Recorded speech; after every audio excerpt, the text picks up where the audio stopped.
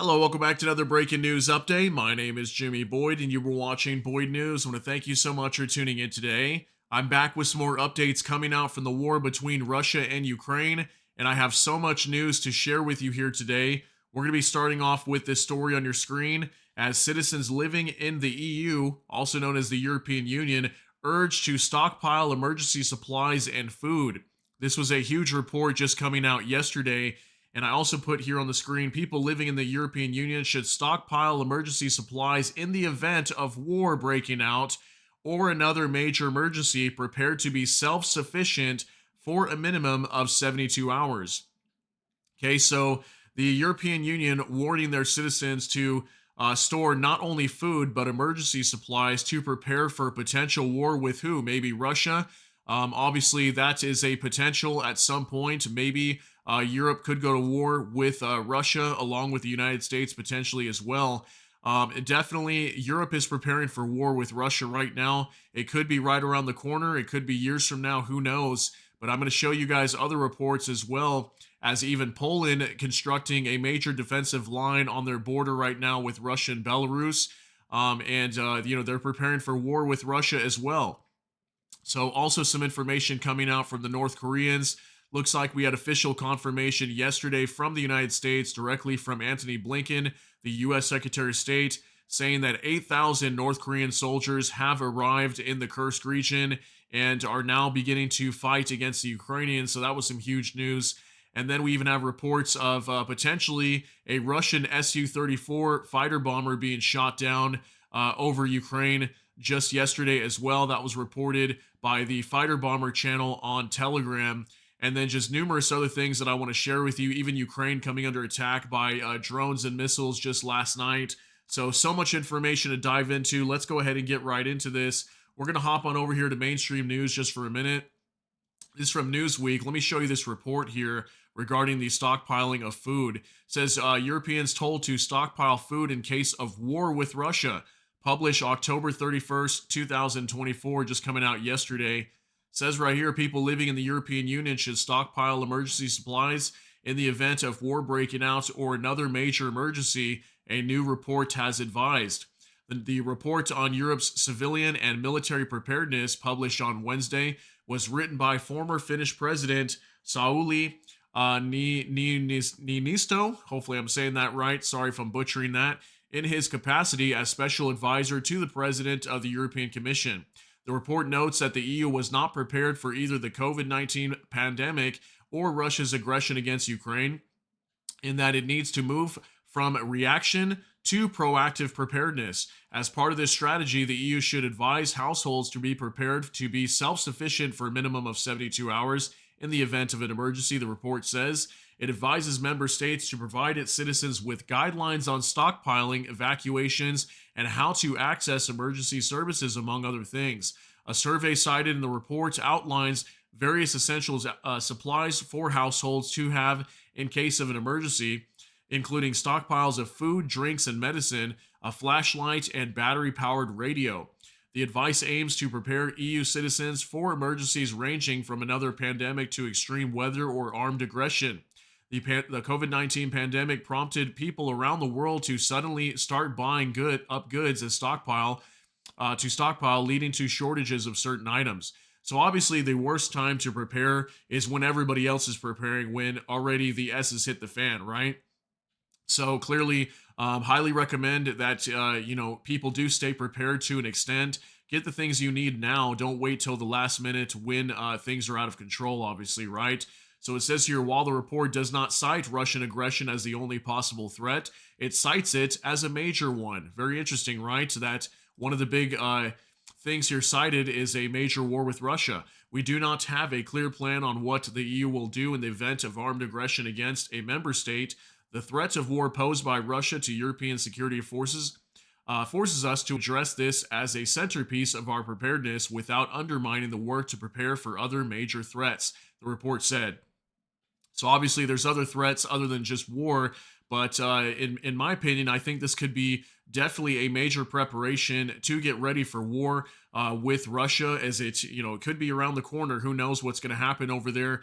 A lot of things are going to be changing here over the next week as we move towards the November 5th elections in the United States. I think that's going to potentially change the game of what's happening over here in Eastern Europe, primarily inside Ukraine, especially if we end up getting Donald Trump. We've talked about that. He's already come out and said he would end this war. Who knows how Russia's going to respond to that, how Ukraine's going to respond to that? Is this war going to continue? What will happen here? We'll talk about some of this as we continue moving on, but I want to show you all kinds of reports now on X. There's just so much information today. So let's go ahead and dive right in. From ViceGrad24 breaking: Poland starts construction of 400-kilometer or 250 miles defensive line on the borders with Russia and Belarus. The Eastern Shield Line is what they call it, will consist of 800 kilometers of ditches, defensive fortifications, minefields, and anti-tank obstacles. It will cost up to 2.5 billion US dollars. Okay, here's some pictures coming out of the trenches that it looks like they're building in eastern Poland. And we know for a long time Poland is preparing for war with Russia. They have definitely upped their defense spending in their country. I think they have some of the highest defense spending in all of NATO, if not the highest. So they are definitely preparing for war. Obviously, they are a frontline nation. If this war breaks out in Eastern Europe, Poland will be on the front line. Okay, so they are definitely getting ready right now for war. And also, we have this report from Max24. In proportion to GDP, Poland has done more for Ukraine than any other country. Radoslaw Sikorski comment Zelensky's words about MiGs. He's talking about, I think they were MiG-29s, fighter jets. And it says, we are trying to help, but we are also a frontline country. Russia is also threatening us, and not everything is possible, he added. So he's kind of responding to these MiG-29s. I think there was like a dozen or more of them, maybe up to 24, that they were planning to send over to Ukraine to help them out. But Poland called for European nations, or maybe even the US, NATO countries, to supply them with modern Western aircraft to replace these MiG-29s.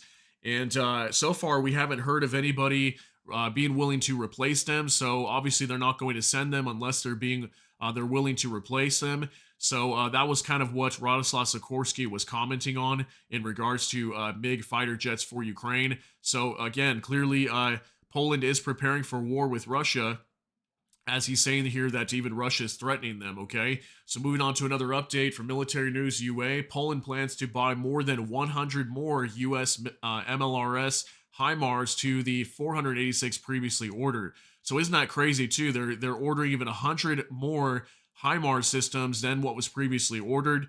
So again, Poland definitely beefing up their military and preparing for a major engagement with Russia, and that's obviously smart for them to do that, because if war does break out, Poland will be at the very front, and they're going to need a lot of equipment to fight against the Russians. So big news coming out from there as well.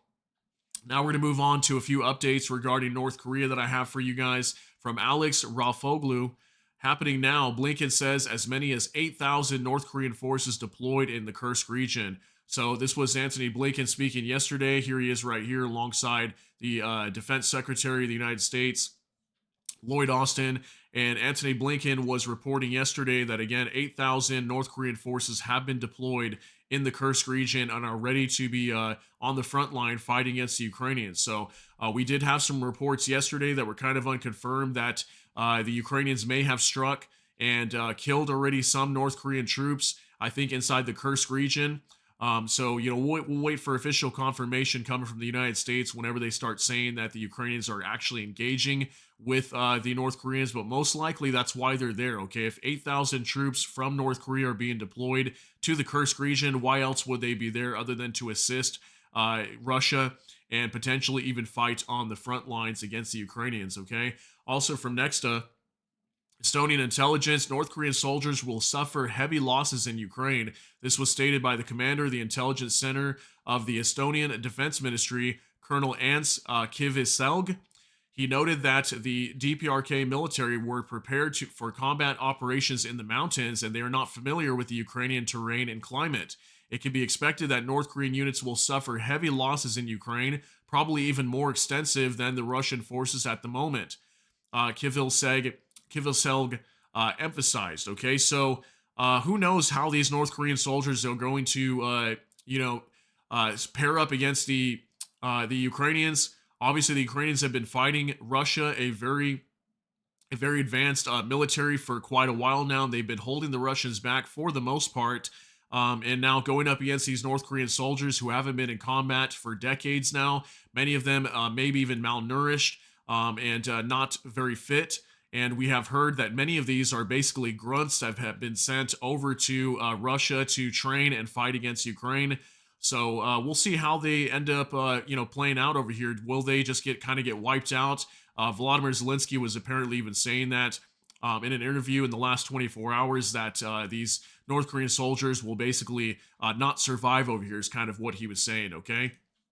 Also from Jurgen Nonnet, the U.S. and NATO should consider the possibility of attacking directly North Korean troops if they fight on the side of the Russian Federation in Ukraine. Chairman of the Intelligence Committee of the U.S. House of Representatives, Congressman Mike Turner, North Korean troops have no place in Europe. They should not attack a European country, and I believe that it is in the interest of NATO and the United States as a member of NATO that Asian, North Korean communist troops do not march into a European country and attack it. So he's got a big point here, okay? And he's been calling on the Biden administration as well to react to this. So far, the Biden administration hasn't really done anything.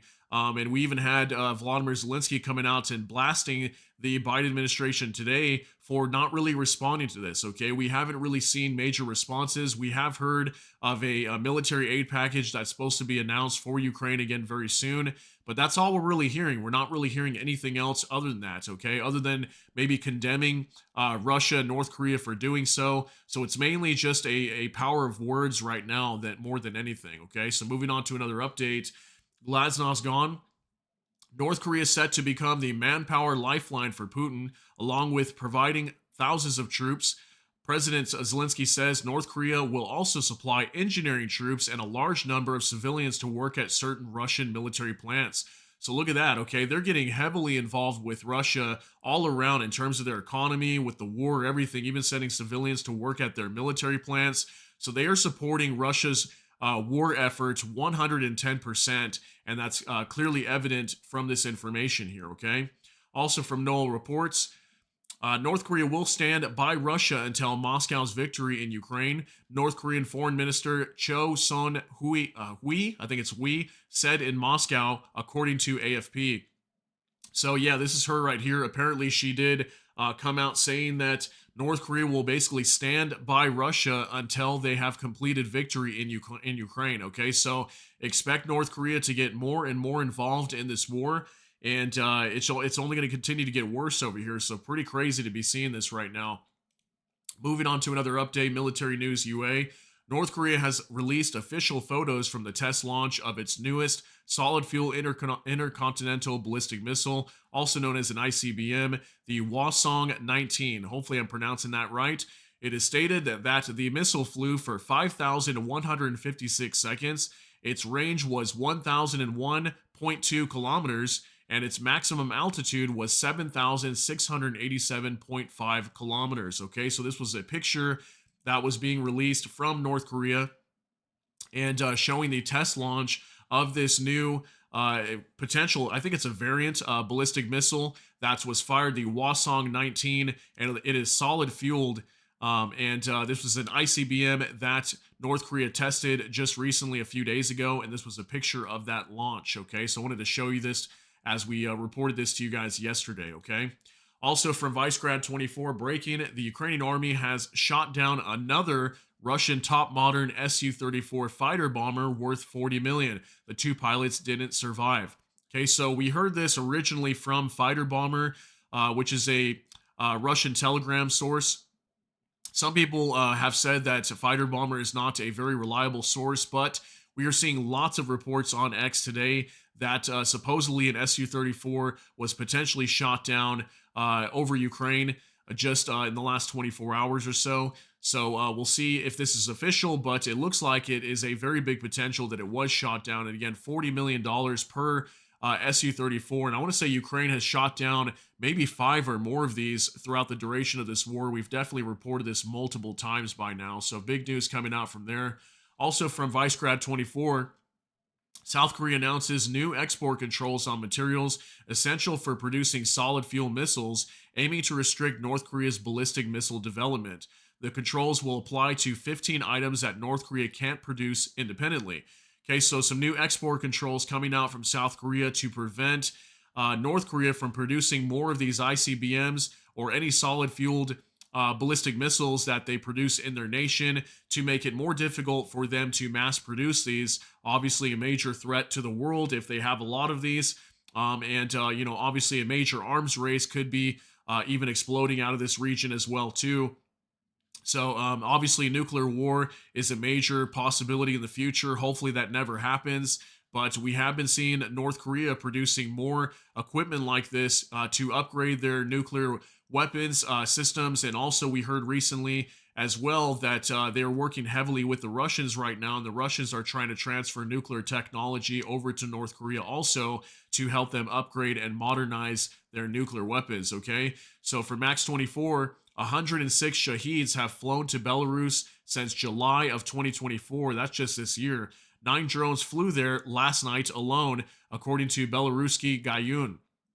Okay, so this was a little diagram that was released from Belarus's defense ministry showing many of these Shahed drones entering into their territory. So we have heard a lot recently, Belarus complaining that drones coming from Russia fly into their territory. I think even sometimes they've stated that some of these drones were even coming from Ukraine. So Belarus and their airspace being violated by Russian drones repeatedly, and apparently over 100 of them have flown into Belarus since July of this year. Now I want to show you guys this from open source intel. Check out this drone operator. Drone warfare is about to get so crazy. So I thought this was an absolutely insane video showing a drone operator flying one of these drones, and just think about how effective these drones are inside of Ukraine already. I mean, these FPV drones are destroying tanks, infantry fighting vehicles, taking out infantry units on the ground even. We've seen lots of video footage of that. Unfortunately, a lot of that I can't show here on YouTube, but I want you guys to see how effective these drones are. And if someone can really master using one of these FPV drones, these can be almost impossible to escape. Check this out.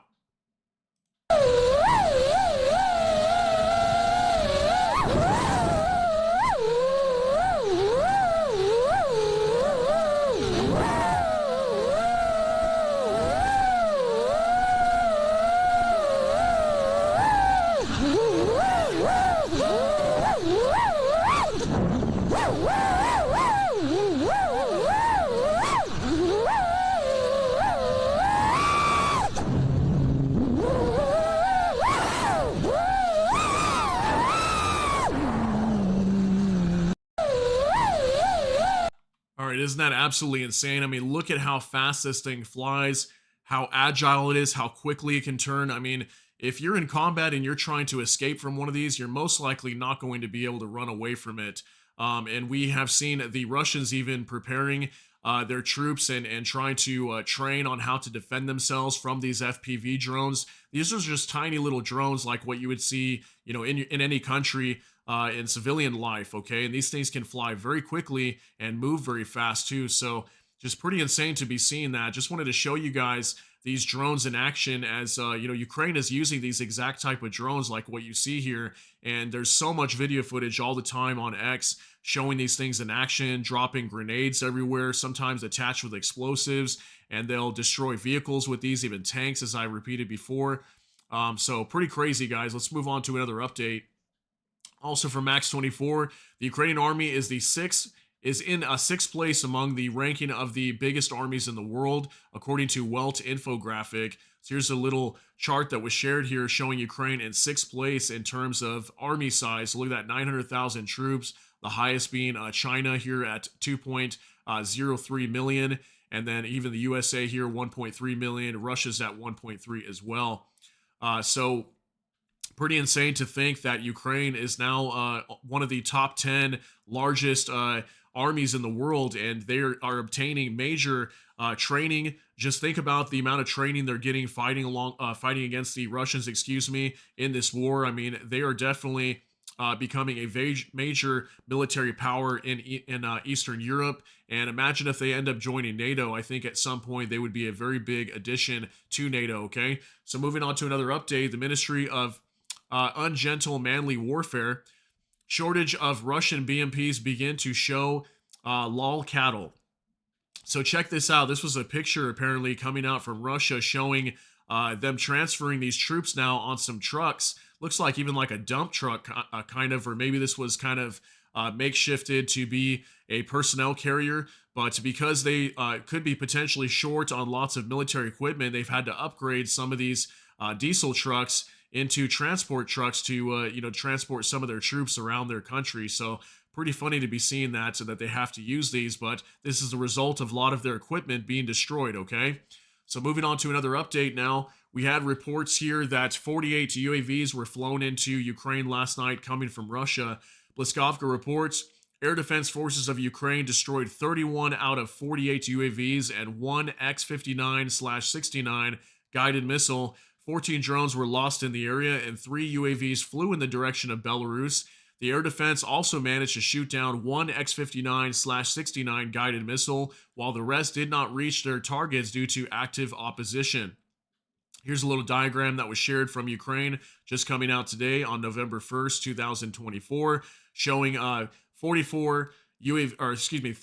out of the 48 UAVs shot down, and also one X-59/69 guided missile was shot down as well. Okay, then I have a few reports here of some attacks from these drones striking inside Ukraine last night from Ukrainian Review.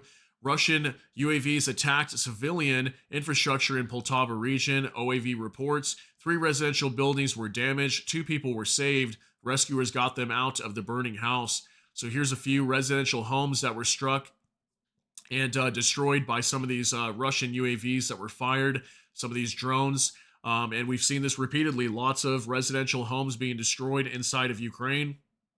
We just reported yesterday in the Kharkiv region that a residential apartment building was hit directly by a Fab 500 glide bomb launched by a Russian fighter bomber as well. So lots of hits inside Ukraine still. They are still taking damage. And then this video is going to be very blurry, but you'll be able to see a little bit here what's reported from Max-24. Russians launched an X-59/69 cruise missile with a cluster warhead at Odessa, which exploded right in the city. So I don't know if this thing actually made direct impact in the city, or was this the one that was shot down, because we did have that report from Bliskovka, I think it was just a moment ago, that an X-59/69 cruise missile was shot down. But we have a report here that one of them apparently exploded over the city of Odessa. Just 4 seconds long. Take a look.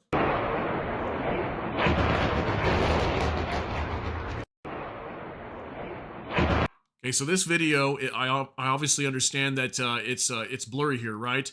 But we can see a lot of these cluster munitions exploding all over the city of Odessa here. Now, to me, this looks like we had a direct hit, but maybe there was more than one of these missiles that were fired. Maybe one of them were shot down, and then maybe there was more that were fired, and this one actually struck the city of Odessa. So pretty crazy to see that. Unfortunately, it is very blurry, so we couldn't see exactly everything that's going on, but you can see a lot of these flashes of lights of these cluster munitions landing all over the city here, okay? So moving on to another update, Max-24. On October 23rd, 2024, a strike was carried out on the 48YA6-K1 Podlit radar station near Cape Tarkhan Kut, if I'm saying that right, Crimea. A week later, the station is still awaiting evacuation for further repairs. So this was a report from a strike carried out well over a week ago inside Crimea. We had a radar station that was destroyed. I think I reported on this. I remember hearing about this inside Crimea, probably attacked by drones or missiles, maybe ATACMS. Looks like this truck was completely destroyed. I'm not sure if the radar is still intact. It kind of looks okay up here, but definitely this thing caught on fire and was destroyed. We can see the wheels burned out and everything here. So pretty crazy. This was a picture that was shared just yesterday. Also from Bliskovka, the Defense Intelligence of Ukraine conducted a large-scale cyber attack on 4 Russian banks illegally operating in the so-called Crimea, intelligence sources told Babel. Clients of General Bank, Russian National Commercial Bank, Center Invest Bank, and Creditorial Bank were left without online access to their bank accounts. GenBank called it the largest DDoS attack in its history.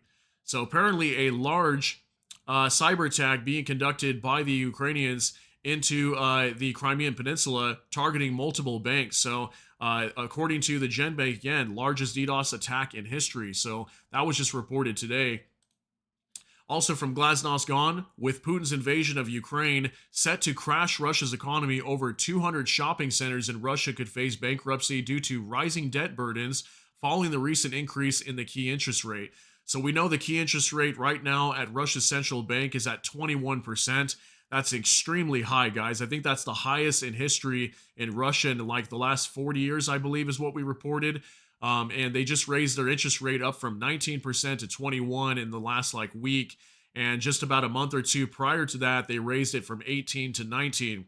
So obviously these raises in interest rates put heavy burdens on banks. And also, it makes it very difficult for businesses to borrow money. It makes it more expensive for them to do so. So, this is why we could potentially be seeing 200 shopping centers in Russia facing bankruptcy. And this is obviously more signs that Russia's economy is unstable at the moment. Obviously, they're facing high inflation as well, which is why they're having to raise their interest rate. So this war is definitely putting a major strain on the Russian economy. We've been showing you guys lots of reports on Russia's economy recently.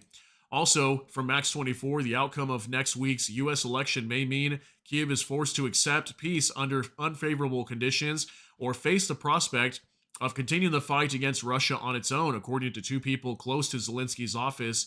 And this was reported by Bloomberg. P.S. What do you think? So let me know what you think, okay? If we end up hearing next week that we have Donald Trump that's going to be coming to the White House in January, imagine how the pressure that's going to be on Volodymyr Zelensky to try to end this war. We've already heard that Donald Trump and his vice president pick, J.D. Vance, appears to be trying to push for Ukraine to cede the territory to Russia that's currently held, kind of freeze the front line where it's at, create a demilitarized zone, potentially even as well, and heavily fortify it so that way Russia can't ever invade Ukraine again.